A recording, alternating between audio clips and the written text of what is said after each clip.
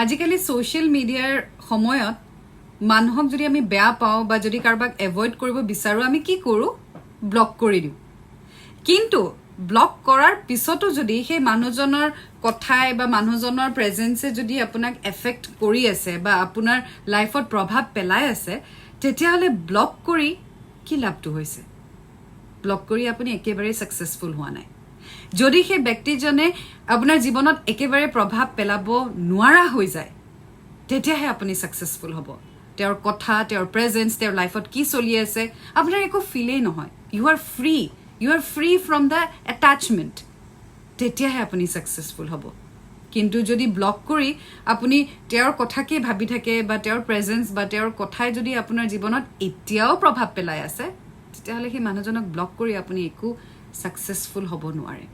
successful তেতিয়া হ'ব পাৰিব যেতিয়া আপুনি ডিটাচ কৰি পেলাব নিজকে সেই মানুহজন বা মানুহজনীৰ পৰা so just don't block detach কৰি দিয়ক নিজকে